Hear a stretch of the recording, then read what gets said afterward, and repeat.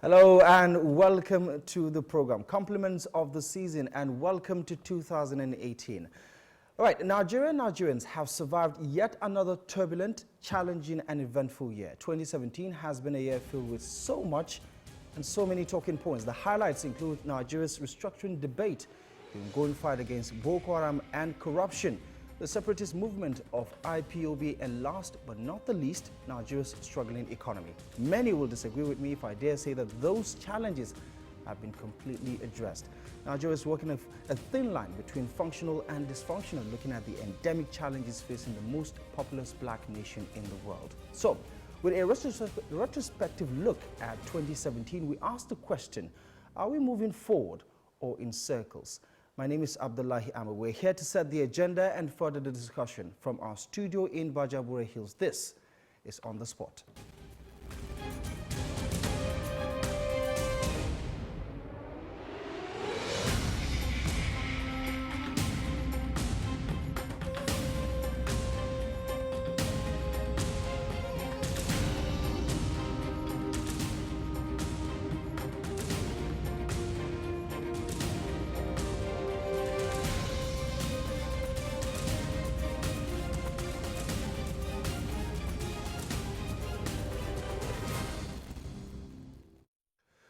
All right, let's get to the heart of the matter. Joining us on the program is Adamu Garba. He's a businessman, a politician, and a public commentator. What a rare combination. Thank you very much for joining us on the program. Thank you very much, sir.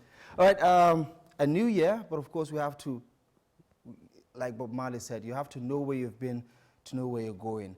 Let's take a look at 2017 first and foremost. Some of the critical issues that were raised, some of the talking points that were, national debates at some point, restructuring and all of that. Give us your own analysis as regards to some of the challenges and the events that shaped 2017 and perhaps some of the effect that it might have going forward in 2018 and beyond. Yeah, Nigeria is actually a very wonderful country. 2017 was very interesting year and challenging. We've seen a lot of ups and downs, and we've started with some challenges regarding economic recovery. We know we were in recession, and then it started coming up, and several agitations here and there, and there were some successful issues regarding the insurgency in the Northeast, and sometimes again it comes back. Everything just keeps fluctuating, and a lot of challenges. There are SARS issues that has been dominated in digital media, and then we reached to the end of the year when people were about to start to be happy, and then we also have an oil scarcity and some things like that. So I think it's a very pretty interesting year, but it gives us opportunity to reflect about how we think of 2018 should be. Yes. And I guess my next question would be, what do Nigerians have to do to get it right, especially looking at the fact that most of the things or the items on top of the agenda can only be handled by government institutions. We're talking about restructuring. This is something that the people can have an opinion about. They can do very little in terms of actually bringing it to life. It's down to the executive, to the legislature, to do something about that. We're talking about, fighting Boko Haram, for instance. We're talking about sluggish economic growth. We're talking about the separatist movements. How much of a voice do you think Nigerians have at the moment to pretty much shape where this country is going? If you look at Nigeria, the composition of the country itself from the beginning has been very wonderful. This country has been in existence for a very long time. In fact, there were some histories that was detected. I think some books I go through in Cambridge. You can see that Nigeria has been detected and has been existing since 11th century. From Kanem Borno Empire down to Gobir, Daura kingdoms, down to Zaria, Kororofa, Oyonle, King Ayo, King Ochobong, down to Opobo, King Jaja, and all those kind of things. This kingdom has been existing for a very long time. What the British came to do is to draw a line. Why do they draw a line with this area? Because of the strategic advantages of the area. But eventually, when they finished taking the market advantage of that area, they pulled out, and independence came in, and we now have very patriotic but regional protagonists in charge of the affairs of the country. So there was no deliberate effort in putting peoples together and create a nation. Everybody's first and foremost allegiance is to his own region. Now that sunk us into one of the most troubled situations that we will experience going forward from independence, and that's identity crisis. Any nation, or even an individual, once you have identity crisis, it means you don't know who you are. So the problem that Nigerians have generally is that we don't know who we are. We don't really know where we belong or what is it that this country is for us. You know, many people, before they identify with Nigeria, they identify with something else. Maybe I'm a Nigerian. I'm a Nigerian and I'm also a northerner. I'm a northerner. I am a northeastern northerner. In the northeast, I am a Muslim. In a Muslim, I am a Fula. You understand what I mean? You have a lot of identity cycle around Nigerians. So we became confused along the path. Nobody truly know who he is. And there is no nation that can actually succeed if you don't have a collective mission as one people confronting your challenges head on. And now this becomes the most divisive and the most confusing event that has been shaping the country from independence till today. And that is why you hardly have a collective voice around a particular issue, simply because different people have different identities and they have different platforms that they associate with differently, and they have different views in the way things should happen. And that is why we have a lot of confusion. Some people came up from the northeast and said, to hell with Nigeria, we have a caliphate and this is our country now. Now some people come from the east and say, no, to hell with Nigeria. We are Biafrans, we have our map, and this is what we should do. Now, this is just a beginning of what may continue to happen if we don't take conscious effort in uniting this nation. Because some countries have experienced similar problems. Our neighbor, Democratic Republic of the Congo, was a case in point. Congo was at point divided into regional warlords. Every region is being controlled by a warlord simply because people lost sense of direction. They lost it completely, the sense of unity and the formation of a nation. And that is what actually has shaped Nigeria from independence till today. And that is why it is very important for us to take a deliberate effort and making sure that we initiated a campaign of selling Nigeria to Nigerians. Nigeria itself, those kingdoms that I mentioned earlier had been existing together. It's a geography. You cannot shift it to another place. So we have been here. British did not make us. We made Nigeria ourselves. Now, we have been trading, buying and selling to each other. The reason why British drew a line and said this is Nigeria is because of the advantages of the country. We are very lucky. We have one of the longest rivers flowing within our hinterland. River Niger and the River Benue, about 2,500 miles. Now, British take that as a strategic advantage to their exploitation. You know, when you have a river system, it's usually very cheaper to transport your goods on river. In fact, 8 times cheaper compared to transport on the road. They exploit the natural resources within the country, put it into that water, and then transport it down to the shoreline around Atlantic Ocean, and then export it out. Now, this area also have one of the largest concentration of African population.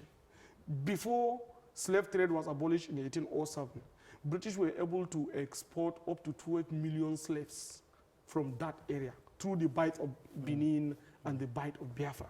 Now, this area also is a concentration of numerous natural resources, from cocoa to palm kernel to groundnuts and to cotton. These are very strategic to British advantages. Now, the owner of Nigeria then, Sir George Goldie, you know, who owns the Royal Niger Company that gives back to UAC and Lever Brothers, you know, that we know it today, was able to use this advantage to pick all the resources he needs to further his enterprise. Now, when he left and then handed over independence to us Nigerians, we began to define it as something like a very rigid country that has a natural border. It's not having a natural border. It's a collection of marketplace. So Nigeria was actually supposed to be a market, not really a country where you need to defend it and put a lot of security to be fighting others against it. It's a country where you need to put bridges, not walls, and connect people so that they can buy and sell to each other, so that they can transact and live richer. So that if I'm sitting in Anambra State, I have access to 180 million markets. I don't need to pay border because I'm not coming from Ghana.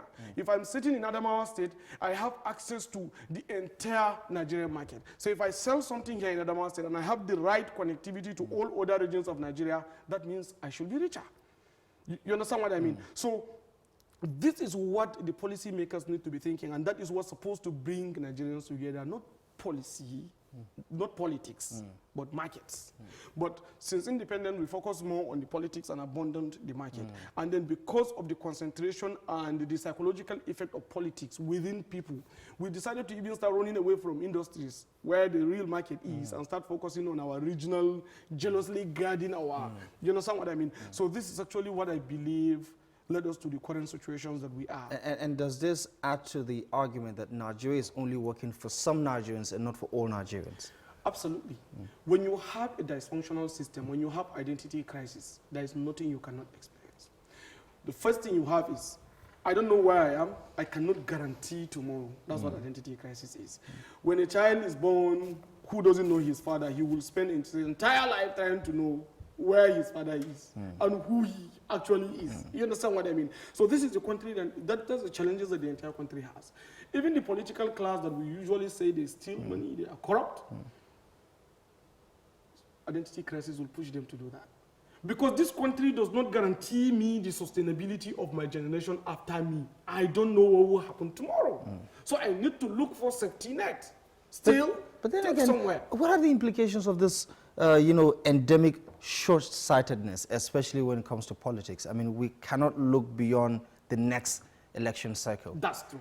Now, the problem is you can't build a country without having a structurally defined blueprint, a roadmap to the country's development. And in most cases, you have to define a timeline, a very longer timeline, where you expect to actualize step by step of your deliverables across the chain until you reach a point where you are looking at. We've never sat down and give ourselves a target of where we want Nigeria to be in the next 20, 30, 40, 50 years. Now, countries like China, after the Mao revolution, when Mao died, although he was brutal, during his great leap forward and the Cultural Revolution, but he was able to give them a sense of national identity. They were all now united as one force. There is no more Chinese coming from one region or the other. There is China. Now, we want to face one direction, and one direction is to build our country. He died somewhere in 1976, and then Deng Xiaoping, his next, immediate vice, took over the government, and somewhere around late 1970s, when Henry Kissinger was able to convince them, they opened the economy to the world. And they said, okay, now we are Politburo, and we have a plan to transform this country into one of the most fastest growing economy in the world in the next 30 years. And this is our blueprint. You people give us your allegiance to lead us to this direction in exchange for economic prosperity. China started its journey to opening the world, I think, somewhere around 1980, 1981. And look where it is today. Why is China today? Because of blueprint. Now go back to Singapore. Singapore, after British pulled out, they were a country without nothing. Empty place. A very small island. The only advantage they have is Strait of Malacca. And why? What is the advantage? Because Strait of Malacca, have almost 33% of global trade passing through that strait. So Lee Kuan Yew was able to call the entire Singaporeans and tell them, you see, we don't have nothing in this country. We don't have natural resources. We are not strategically located. We are located across the borders with vampires that will want to consume us. Even when we attempt to join Malaysia, they tear us away because they feel like we don't have anything. What can we do to fix this country? They sat down, they created a blueprint. 30 years after, they transformed to first world. Now, what about the United States? What about Great Britain? When King Henry VIII did his own revolution, and was able to separate church and state, and then create a parliament, and then allow people's intellectual property right during King William's to be protected. What happened to British? The first industrial revolution started. People have a roadmap. They created the first industrial revolution. Through that, second industrial revolution came up. Through that, third industrial revolution came down. As a result of the build-up, now we are transiting into the fourth industrial revolution, which is digitization. Now, this is the direction the world is taking. People deliberately define and design the kind of country they want to have. I mean, by default, Yes. from what you're saying, Nigeria is still in the dark ages. But I would love to get your take on the restructuring debate. Where does it fit into what you're talking about as regards to the evolution of nations? Yes, the trouble is, the reason why we are talking about this restructuring is our journey to define that our identity that we couldn't identify. We were in crisis. So we feel like, since we're in crisis, let's pick the pie on the table. When we pick the pie on the table, everybody should take his share. And then let's see, when we all ate our share, the remnants, we can drop to the center. That virtually, to me, doesn't exist. Now, if you check the history of all these countries that I just mentioned, you can only grow and aim at prosperity when you understand the values you have and then concentrate resources to drive this value to actualization, transforming it to economic prosperity. All government that succeeds in the world have a deliberate structure that centralizes resources so that you can channel them to key areas. Now, let me give you a simple example in Nigerian case. We have the Gulf of Guinea, 853 miles of Nigerian shoreline. That area is one of the most strategic locations. Is connected to the North Atlantic Alliance. And within the North Atlantic, we have more than 1 billion people sharing our time zone. That means if we develop the economy around our shoreline, we have access to more than 1 billion market. That means places like Lagos can become one of the international financial centers. That means places like Lagos can become one of the sub-Saharan African trade. That means places like Adamawa State, for instance, which is sharing border to almost 3 countries, is surrounded by more than 40 million people. That means an Adamawa man, if he is able to structure very well with good diplomatic negotiation with the neighboring countries, you have 40 million market. You understand what I mean? Now, you can't say that everybody should go his own way, and then I am this side, I am that side, I am this side, and then we now develop independently and then put a token on the table. And let's remember that restructuring has been defined by so many people in so many different terms, with so many different perspectives. What perspective are you looking at this from? What I'm looking at is there are some key things around restructuring that are very beautiful, and it's actually part of the thing we are proposing. This is something that is part of our manifesto. Like removing FAC, like this federal account allocation, should stop, because we need that money to power our infrastructure. Nigeria need about 1.5 trillion US dollars over the period of 15-20 years to be able to transit to almost first world based on our plan. And there are some daily, monthly and annual amount that we need to generate to power this infrastructure. And there are sources of this revenue that we have identified. That when we truly focus on it, we are going to generate that, and by 2035 we make Nigeria one of the greatest nations in the world, because actually our roadmap is this kind of blueprint. Now, another thing again is like the abolition of state of origin. These are very beautiful things because they are conscious effort to unite. I mean, you talked about identity crisis. I mean, if you remove state of origin, doesn't that further endangers the identity issue that we're dealing with? No. Your allegiance should be to the nation. Your responsibility should be to Nigerians. Your focus should be how Nigeria can be better so that collectively we can be better. If I am a businessman, the world generally operates as an economy. You buy, there are things you need that you don't have. You must buy from the next person. There are things I have, I don't have, you have, I must buy from you. So if you have 186 million people that are all of them consumers, each and every one of them consume per day, why don't you pay allegiance to the country first? Why can't I, as a Nigerian, be able to live anywhere I choose to be, naturalize myself, and be able to exploit the potential opportunities I find there? Now, where you are born is your definition by nature, but even the world recognizes and value choices than the nature that you are found out on. Now, even the religion recognizes that your choice is what is being sought after, not the nature where you come from. Saying that you need to be defined from Adamawa to Gombe to Sokoto to to Benue, to Katsina, to Anambra, to Oyo. It's like saying that you are a black man and you are a white man. It's like saying that you are a woman and you are a man. It's like disparities. Does it further separate than bring Nigerians together? It further separates. Once I see you, oh, you are from Adamawa State, that's good. I already have a prejudicial assessment of you, and I have stereotyped you automatically. So we are not saying that people should not stop identifying with where they come from. We are saying that they should identify while connecting to the center so that we can all come together and build a nation we truly want to have. Now, so these things are very important on the restructuring debate. But I don't see resource control as really something that is very important in that, because resources are required to build the country. Now, you only need to concentrate, like I was giving you as important assessment around our shorelines, and I was also, like the River Niger and the River Benue, currently they are just going up.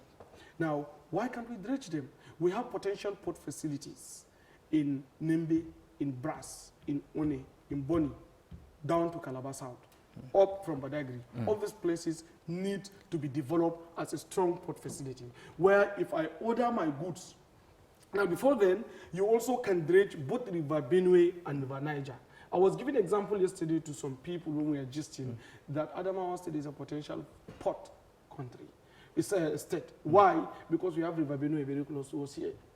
But what is happening to River Benue now, small hand-to-mouth farming is taking place, and the river just choked up. Now, this is a potential port facility. You can pick something directly from Nembe, from Brass, from Fukados, down over River Niger, and then bring it down into this River Benue here and allow people from Maiduguri, Gombe, Bauchi to come and pick their goods from here 8 times cheaper. You can even allow people that are landlocked, like Chad, like Central Africa, to be able to pick their goods from here, including Niger. All these are opportunities. But we abandon them and then try to say we want to also eat a bigger share of the pie. No country succeeds if you are thinking around what is coming from the ground. And then this is the point of your sustainability. Does this speak to a leadership problem? Because a lot of people believe that we have this leadership decay that has not been able to lead Nigeria to prosperity. Do you think that the lack of ideas such as yours, for instance, about economic prosperity is the reason why we are where we are today? 100%. When you don't have leaders, and there was a time these guys were all leading. They were very respectful and honorable people, and they were patriotic to the country, and they did their best, But naturally, the world changes. If you check yourself, even like in the last 20 years, you check your picture, and now you see a lot of transformation. The world changes. Now, the world has changed from security-defined world order that is enacted in 1945 by the Bretton Woods Institute to supply chain-defined world order. And in supply chain, you value bridge, you open your borders, you encourage trade, you move prosperity, you transit capitalism from commercialization to consumerization. These are the things you need to do. Now, our current leaders really does not connect to the demand of the current statecraft. When you're moving to fourth industrial revolution, you're moving to digitization. You're moving to a platform of ubiquitous nature. Now, when you have aged people leading the nation, or maybe taking decisions, they mostly take decisions based on nostalgia, based on previous experiences, and those experiences has been overtaken by time. And this is where we have the problem. So we need to come up with a new path for Nigeria. We need to understand that Nigeria is a marketplace. People should buy and sell to one another. People should be able to live happier. People should be able to live richer. People should be able to have a better healthcare because of our share size. We can be able to have healthcare for every Nigerian. And what can spark that paradigm shift or stimulate it in the least? Leadership. Having a leadership that has given a sense of direction for the nation and that has defined the path. Granularly, people are seeing measurable track that this is what we need to do over this period of time. And having people buy into it, then I am telling you, we will get to everywhere we want to go to in this world. Is it safe to say then that you're not quite satisfied with the results from the APC leadership so far in the country? 100%. What I can say is this.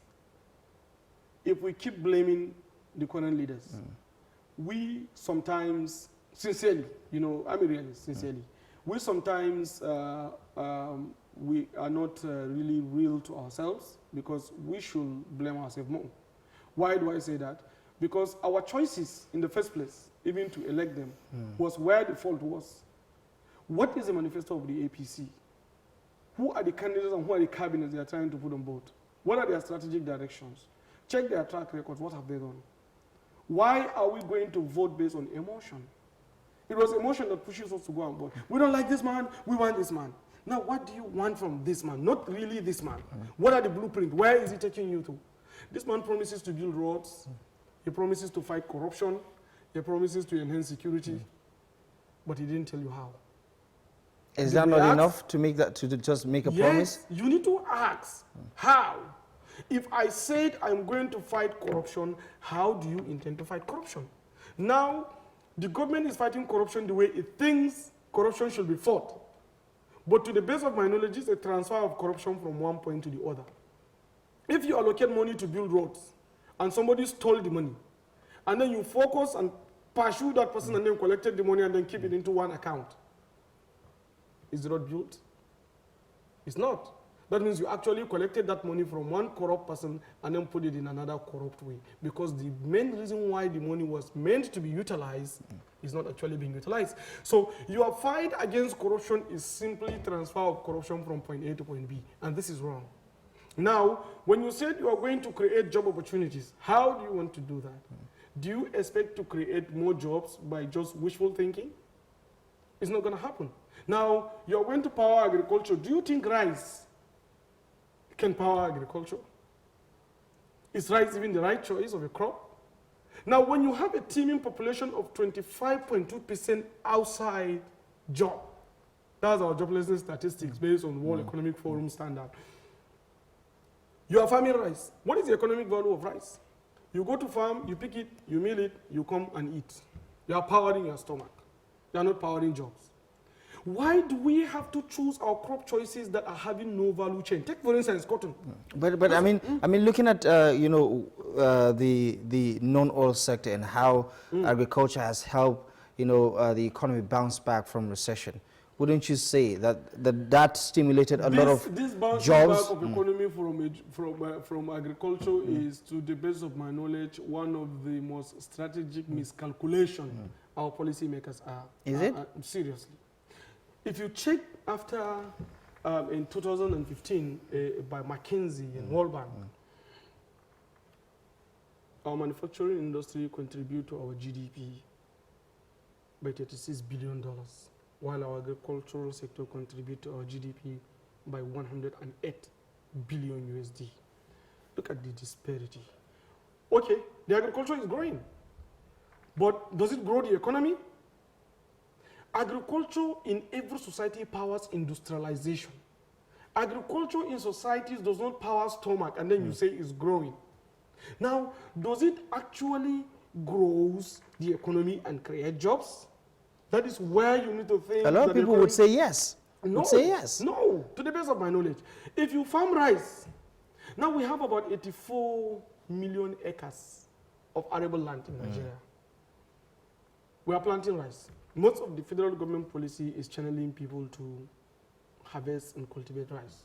And then, okay, fine, you can cultivate it, you can take it to market, and a lot of economy will be generated, and few things can be exported, very narrow crops in raw form can be exported, like cocoa, you know, like palm kernel, you can export them, like rubber, you can export them in raw form, and then you are creating industries from the countries that you are buying. Because you are receiving USD from those countries, doesn't mean that your economy is growing. Having a raw cash coming into your economy doesn't mean that your economy is growing. Improving the productivity of the populace, that's what grows. Let me give you an example with cotton.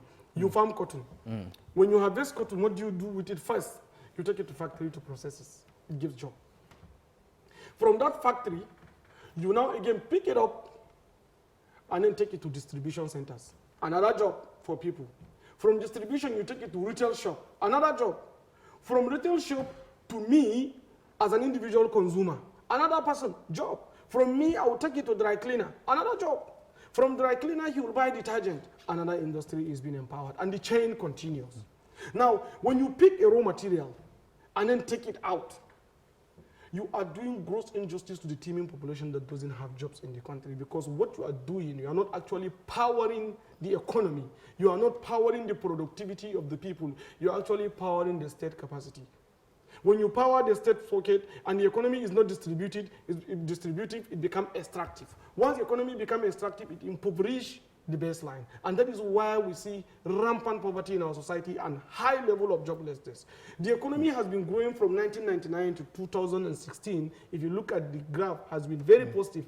But the poverty graph has remained almost constant across the plain for this period of time. So there's a disconnection. Complete disconnection. Because the economy is not distributive in nature. When you encourage people to farm rice as opposed to cotton, when you encourage people to plant sorghum and millet as opposed to granite, then you are destroying the economy.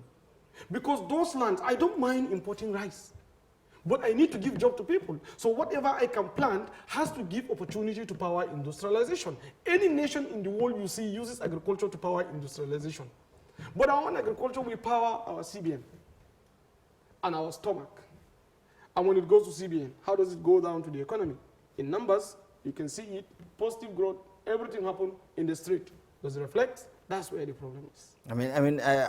How would you react to people who say that it's a step, towards the right direction? It's a step in the right direction. No. Let me tell you this. You need to check Malaysian economy, when they started. Or even Indonesia that is growing now. Indonesia now is growing at almost 9%. One of the fastest growing, in fact, fastest growing economy now in the world, Indonesia. Check their choices, how they get their employment. They use agriculture to power manufacturing, and manufacturing is a high productivity, high job giving area.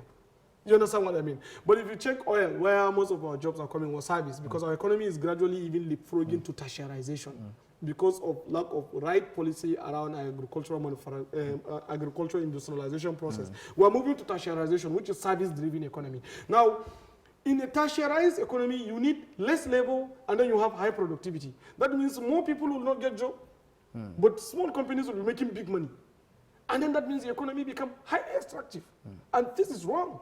Now, if you look at your agriculture giving you $108 billion as a contribution to your GDP, and then your manufacturing is giving you $36 billion. And most of these things that are being manufactured are usually even chemicals. And they're also imported. Then are you really having the right choice? When I see my agriculture giving me $100 billion, I should see my manufacturing giving me $500 billion. All right. That means I'm making the right choice. Apparently. So to the best of my knowledge is wrong. Yeah. All right. So we would have so much to talk about based on this, where this discussion is going. You're watching On The Spot.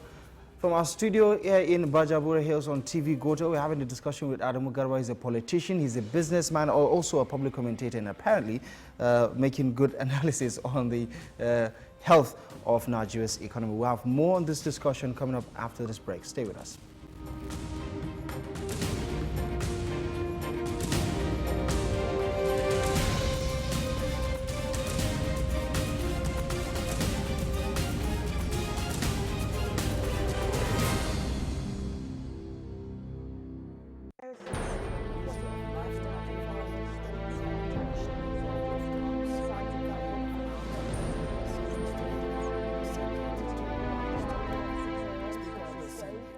We are in an era where news travels faster than anything else.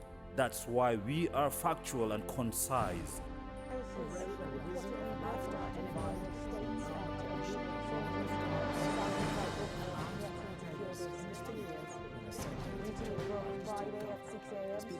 Straight to the point, we tell our stories.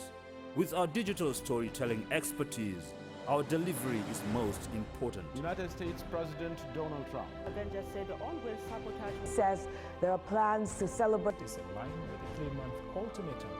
Gotel Newsweek. We are news. Transparency is our name.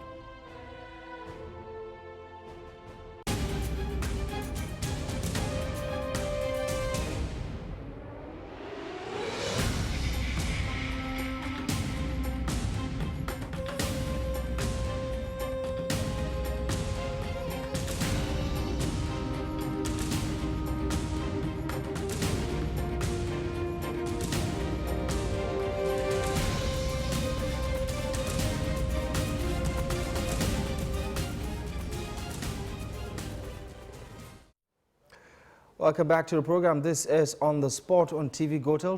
Today we're setting the agenda for the year 2018. It is a new year, and of course, a lot of Nigerians are quite hopeful, some optimistic about, the fact that things are going to change in 2018 and moving forward.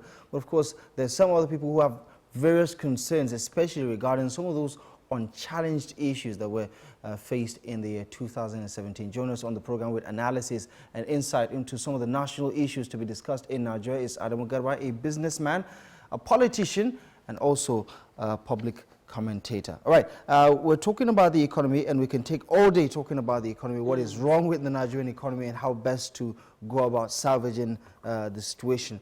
But I mean, looking at the troubleshooting act of the APC administration, would it be safe to say that 2018 is going to be a good year for the Nigerian economy? I mean, the projections are looking good from the budget proposal and other things too. I mean, would it be safe to say that we're on a path to prosperity? Not being very critical about other things too. That's why you say I even pause a little, because to the best of my knowledge, when a budget is strictly funded by what you get from oil, something you didn't work to produce, something that is just coming from the ground, and something that gives you about 95% of your foreign exchange, Though our PPP is about 1.something trillion, but our GDP is 415, and then what is powering our budget is something that comes from the ground. It's very, very optimistic to say that yes, this economy can be good in 2018 because it's fluctuating. It's driven by the oil price. The smallest crisis in one region of the world. It's a very volatile area. Very volatile area. So you can be optimistic, you can project, but you cannot do a long-term projection. And this is what is driving investors away. No, investors are very happy when they see sustainable growth, when they can predict the future. But it's very unpredictable. So to the best of my knowledge, we just hope the oil price stay up, and this is a serious problem. I mean, as an alternative, what do you suppose we do? Because this administration did promise to diversify the Nigerian economy. Have you seen anything tangible that suggests that that is actually taking place? The economy is relatively diversified. If you look into 86% of Nigerian economy is coming from non-oil sector, but 14% is coming from the oil sector of the economy. 86 is not from oil sector. Now, but the 14% that is coming from the oil sector gives you 95% of your foreign exchange. It means that this 86% in most cases depend on only 14% to power their productivity, which is a complete misnomer. It's a breaking point in a graph design. It's a very big breaking point.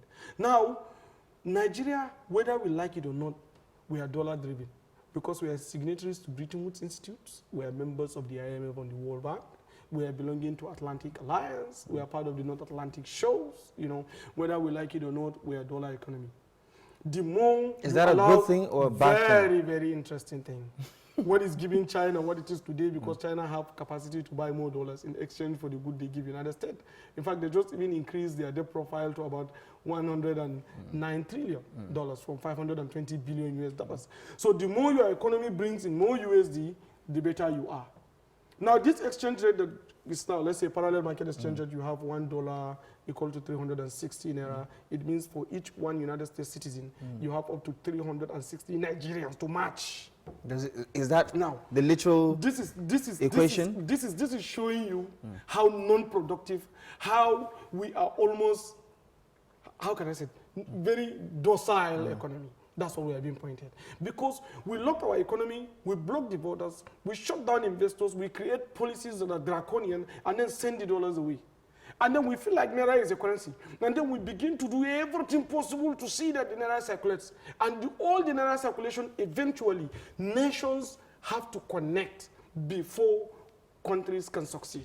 What makes Dubai today is because it opens its borders and allows traffic from other countries to come. China have 2,000 ships currently traversing the world ocean, both the Pacific and the Atlantic. What do? They sell, they buy to others. Now, if you shut down your borders and create some policies that is hindering investors coming into your country, then you're in trouble. Is that what we're doing right now? That's the problem. What we are doing now is that we don't think business first. We think security first. We have immigrations and custom officers that are asking a white man that comes into the country to give him $100 or $200 from the airport. We create very rigid importation policy that to import one container today in Nigeria is the most expensive place to import. Nigeria is the most expensive country to import one single container in the world. China spend less than $100 to import one container. Nigeria, for you to bring one container into this country, you spend $219. Now, for you to export one container out of Nigeria, you spend $181. For you to export in China, you spend $60. Is that bad for business? I mean, looking at the over 180-something million. Very bad. You can see the congestion that is happening in Lagos today. You can see how the economy is just going down at every facet. You can see, if you check the statistics in Nigeria, in every class, we are almost at the lowest point of the bar. Because what's supposed to power us is not coming in. We shut down to it. We are patriotic, we are so rigid, we are just protecting borders and then impoverishing people. We need to liberalize the economy, open the doors, encourage market to flow in, allow trade to flourish, allow people to buy to us so that we can buy to them. Gives us opportunity to even, like now, if you look at almost of the things we import them through middlemen. I am saying, because I am contesting for the president of the Federal Republic of Nigeria in 2019.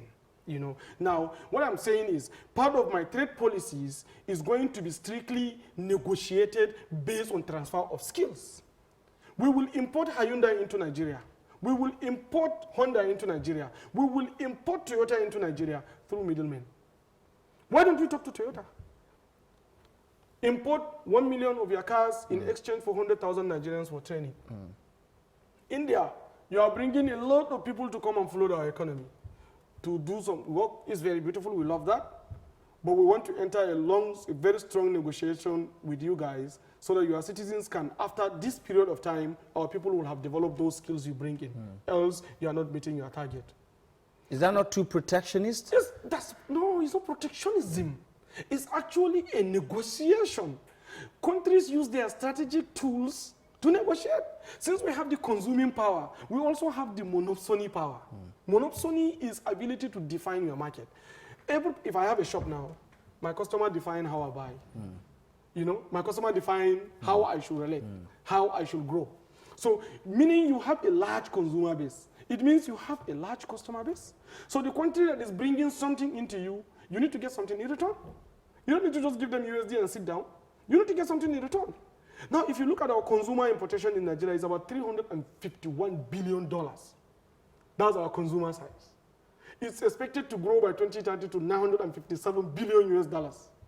Now, almost more than 90% of these things are imported without negotiation, without transfer of skills. And Nigeria is rated 9% in skills across the globe. We are at the lowest of the lowest bar.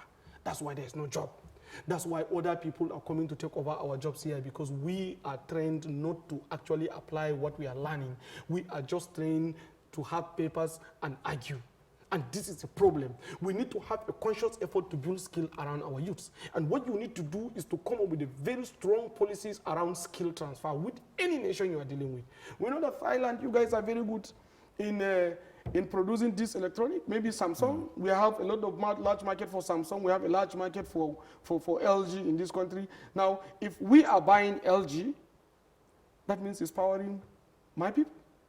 They need to learn how to do it. So that if they have the skills, tomorrow we'll tell you, LG, you will be our sole supplier in the country in exchange for you to build a factory here. I mean, who's to say that all these ideas are not already in play?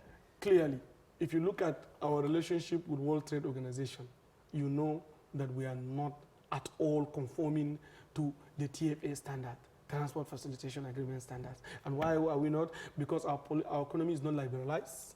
Structurally, we don't reform the country. We are so dependent on wanting oil. Adamawa State is a state of about 3.4 million people. Most of the times, if salary is not even paid from the federation account, the economy is shutting down. And each and every person you see in Adamawa State have capacity to produce something that is even equal to what is being brought to Adamawa State as a monthly subvention. Because in the world, we have young people, 5 of them, that created a economy that is 8 times the size of Nigeria. Bill Gates, Jeff Bezos, Mark Zuckerberg, Steve Jobs, Larry Page. These guys together created a companies that is up to 3.6 trillion US dollars. That is 8 times economic size of Nigeria. Apple, Steve Jobs, is about 800 and something billion US dollars. That's almost twice Nigeria's GDP. That is creation of mind. Person using his talent, innovative capacity, and they're able to build something. And that thing now became economic value to the nation. Why are we not empowering the younger people? Why are we not giving them the platform to explore their potentials? Why are we dependent on something that is coming from the ground at the expense of the entire masses? Right. It's a problem. Let's switch gears and now talk about the youth and precisely talk about jobs, because that was something that the APC promised to deliver when elected. I mean, 3 million jobs a year annually. And according to the latest Bureau of Statistics figures, I mean, you don't even want to talk about the millions and millions of job losses experienced across the country. Over 3.7 in 2016. In 2017, that number has almost doubled. What are we doing wrong when it comes to job creation? Because, I mean, a lot of people get it wrong when they say government is going to, create jobs. A lot of it is direct, or some of it is direct, while most of it is indirect, because they expect the private sector to do so well that manufacturing can absorb a lot of, qualified unemployed Nigerians or underemployed Nigerians into the system. What are we doing wrong in that front as part of, our economic recovery? The government inherited a system that if you don't structurally reform it, you can never be able to succeed. Well, the reason why we don't have jobs in this country, it has nothing to do with maybe a government will create the jobs. Maybe they promise you, but the only way you can create jobs is to give skills to people. It's not that there is no job in this country. To be very sincere with you, go and see most of the companies, the Gotel groups, the Glow, and many of them, you see a lot of Indians from senior management to top engineers, and other people from other countries. Okay, let's say there are no vacancies then. No. There are vacancies, but you don't have no one to put them in. Why? You say because those guys we don't have people who are qualified or trained or skilled. You don't have the people that have the skills to do those jobs. The world has moved beyond, I just know the papers. The world is now, I can make this fun. So what we need to do is to come up with policy to liberalize and allow skills acquisition to go into our schools. And that is why one of our manifestos is that we are going to transform the entire education system in Nigeria into skill-based training, VETs, vocational education and training system. And we encourage participation of industries into the realm. Now, like the primary school, we intend to take over the entire primary school away from the hands of the local government and use the subvention that is going to universities down to primary schools, and stop licensing private primary schools, and upgrade Nigerian primary schools, all of them to the standard of, let's say, Concordia College, College School in Nigeria. Now, you understand what I mean in Adamawa State, for instance. Now, there is no difference between a rich man child or a poor man child. All of you will have same level of education, high level understanding and foundation, so that we have the best brains coming up, ready to get the skills when they move to their secondary school. And inside secondary school, our target is we are going to institutionalize the secondary schools by connecting them to industries. Simply, let's say we have LMA Petrochemicals in Port Harcourt. We say LMA Petrochemicals, we need LMA Petrochemical Vocational Secondary School. Julius Berger, we need Julius Berger Construction Secondary School. If Julius Berger is construction roads in Adamawa State, you are not just constructing road to collect money. Now set up also secondary school. We need you to be permanent here. We will give you road, all the buildings of the road in Adamawa State, but we need people, our children, to know how you construct your roads. Now, we need Dangote's main vocational secondary school. We need UBA banking vocational secondary school. You understand what I mean? All institutions have to join the system. How easy is it to negotiate things like that? Very easy, because if you look at what they bring in tax, if you look at what they paid to ITF, Industrial Training Fund, and all other monies that comes to government through them, and then you know that with a small incentive from government, with them coming together, you have a PPP. That is a win-win. It's a win-win in the case that, because they have capacity to shape these children according to their needs. Now, they don't need to import somebody from other country to pay expatriate charges and pay in USD and this because they have the local skills. They shape their psychology, they shape their thinking, they shape their talent, they shape their skills, they employ them. So if you finish from Julius Berger Construction Secondary School, and then you are qualified, and Julius Berger, out of 100 of you, Julius Berger only employ 10, for instance, the remaining 100 will find jobs in other smaller construction companies. So that means you have skills. That is the only way you can build skills, and that is the only way you can empower jobs. Now, on the manufacturing sector, you have to talk about the crop choices. As I mentioned earlier, the crop choices should change from what you eat to survive to what you use to be richer.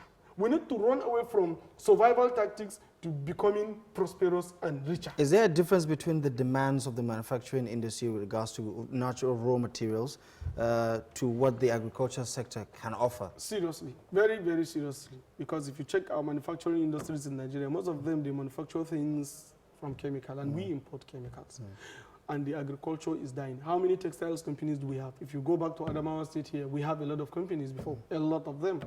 Why are they getting their raw materials? From the farms. But what is the situation of the farms today? Adamawa State now plant rice and millet and sorghum, some bits of granite somewhere, and cotton is almost non-existent. And this is where the problem is.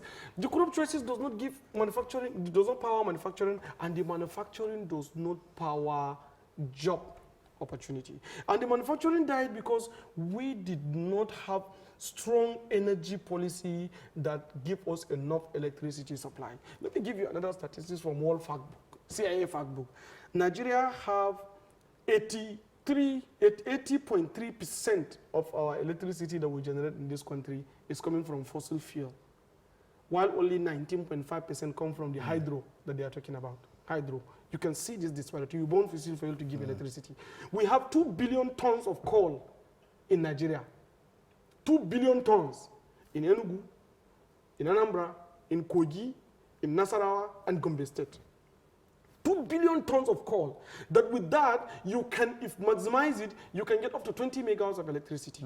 We have about 5.8 trillion cubic feet of gas under our land that we can connect pipelines, gas pipelines across the country. Not even more than 5,000 kilometers of gas pipeline, you power homes. You have from Sokoto down to Adamawa State here, Maiduguri down to Adamawa, you have a lot of sunlight that with only $6 billion, you can have 10,000 megawatts of electricity.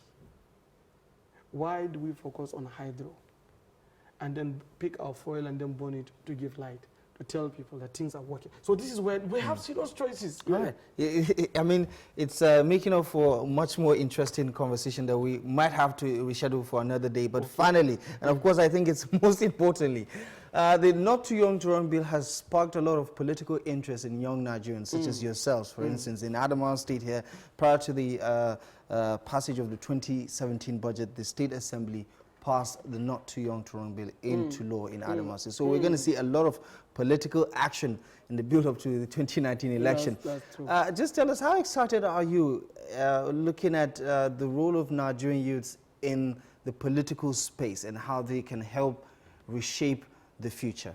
Yeah, Nigerian youths, the Not Too Young to Run bill, I want to commend the advocates of Not Too Young to Run. Is really very good. It has given back to me. At 35, I'm contesting for Nigerian president.